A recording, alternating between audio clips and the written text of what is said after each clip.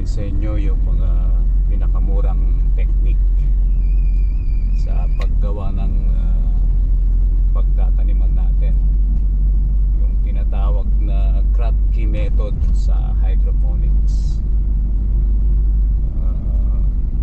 Yung mga recycled materials na pwede natin gamitin at gawing pagtatamnan.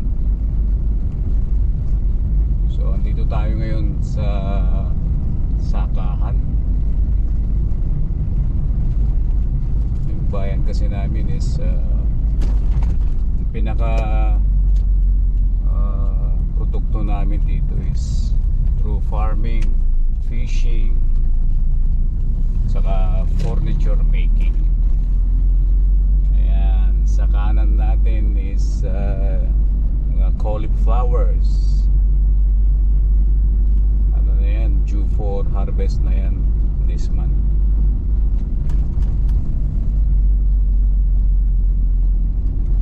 Ayan, may mga mais din.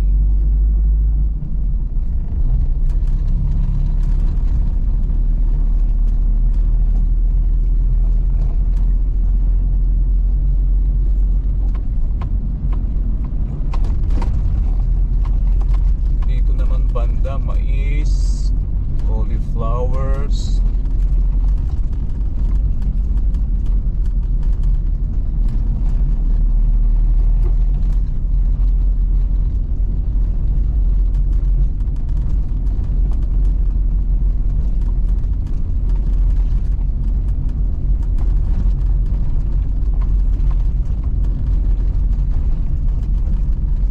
May mga sili rin, sili.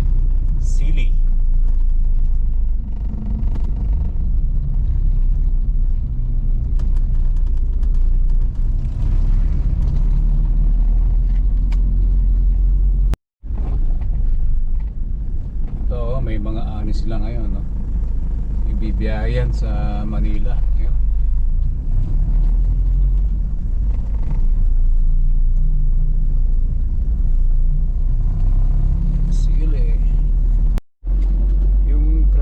Method kasi ng hydroponics, yun po yung pinaka easiest method ng pagtatanim. Pwede mo na, pag naitanim mo na doon sa pagtamnan na gagawin natin, yun yung tuturo natin mamaya. Kahit pwede mo nang iwanan, no need to hindi na siya kailangan.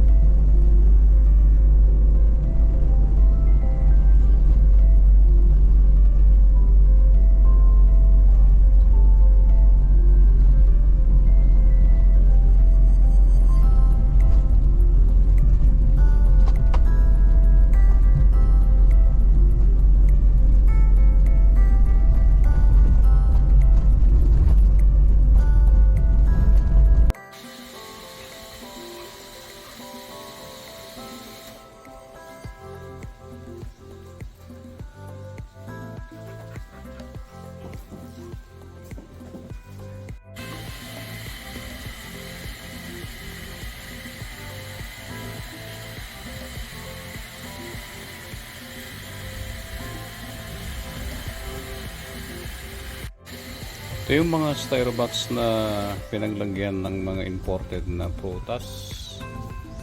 Ito po ay binibenta lang sa halagang 25 pesos bawat isa. Yan. Ayun, idedemo lang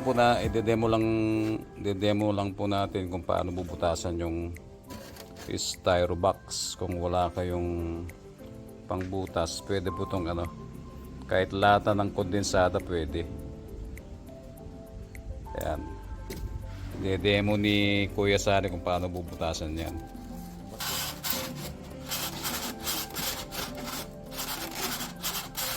Ayan, pag wala po tayong machine na pangbutas, pwede pong kahit lata ng kondensada pwede.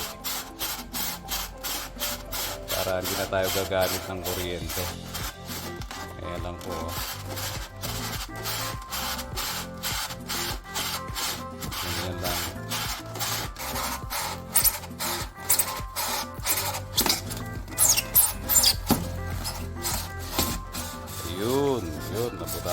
Ganun lang po kasimple. Ayan, pag wala tayong makinang pambutas, pwede po itong lata ng kondensada.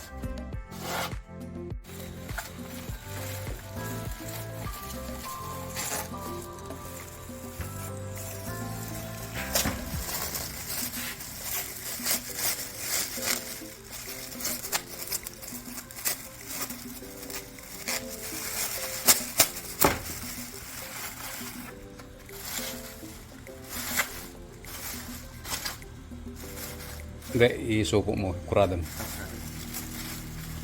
Kabalo mo yun. Ah,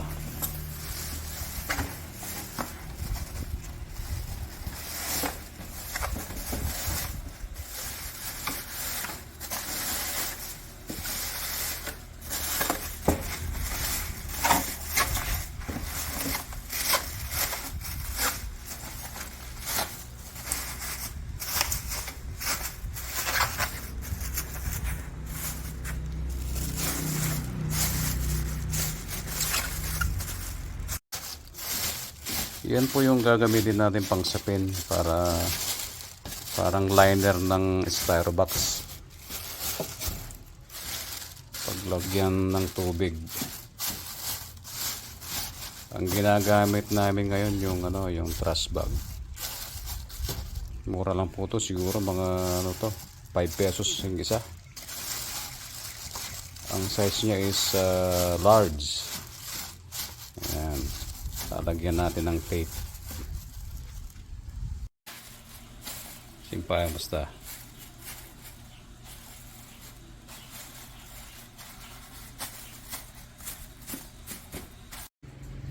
Ayan, nailagay na natin tong sapin tong styrobox.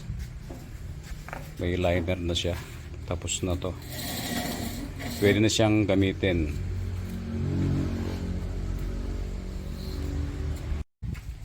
Yan, ilagay na natin yung tubig na may nutrients.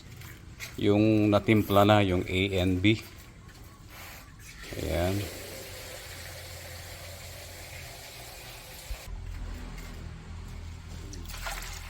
Yan, marami po tayong nabibili na nutrients sa online. Yung A and B. Saka yung yung pagtimpla nun. Nasa po siya dito sa mga YouTube channels natin ng mga kasama sa hydroponics.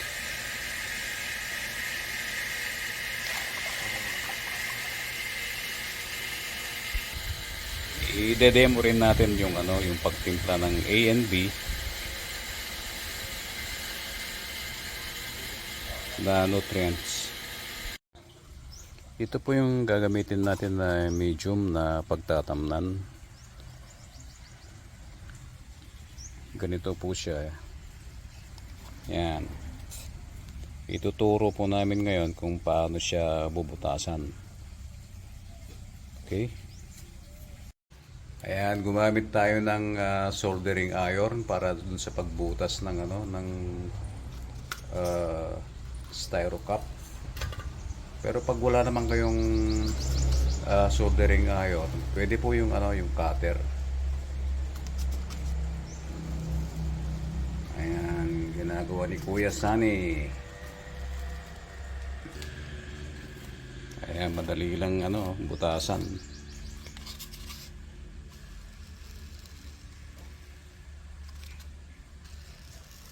Pwede naman po yung yung cutter o kaya kutsilyo. Butasan natin. Ayan.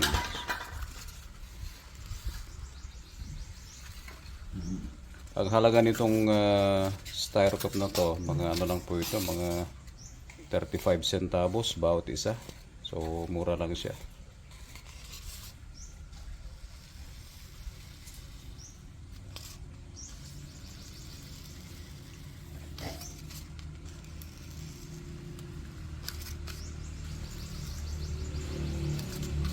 Ayan, okay. Ito po sila ngayon, no? May mga slit na, may mga butas na. Tapos sa ilalim meron din para yung ugat diyan lalabas at para yung yung tubig papasok dito.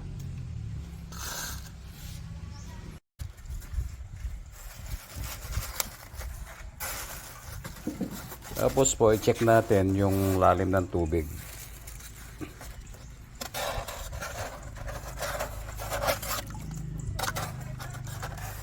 Yan po, dapat yung tubig na yan mula sa puwet nung nung puwitan ng styro ay mga lang siya. Mga 2 centimeters. Ayan. Makikita naman natin. Yan, dito po natin lalagay yung cockpit para sa paglagyan ng punla. Yan, dito natin itanim yung yung seedlings. Yun, ganito lang.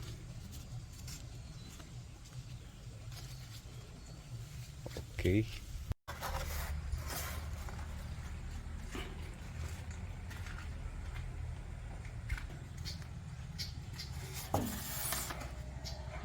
Ayan, pwede na natin gamitin. Ilagay na natin yung mga seedlings.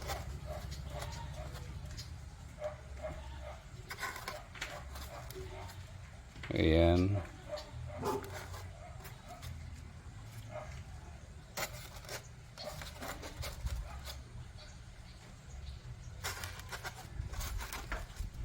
Ilalagay po natin siya sa naaarawan para madaling tumubo.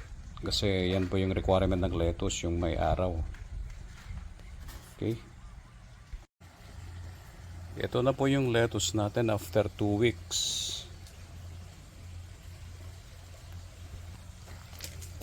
More than 2 weeks na siya mula nung may lipat dito sa grow out. So malaki na po yung improvement niya. Lumaki sila ng lumaki. Siguro 10 days pa bago natin i-harvest to. Ayan.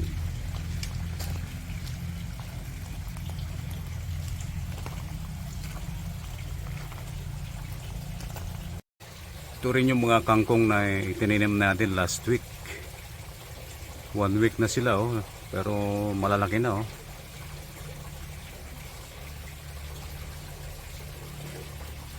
Mga 2 weeks pa bago natin i-harvest. Mga pak choy. Nilipat lang dito sa grow out nung Sabado. So 3 days pa lang. So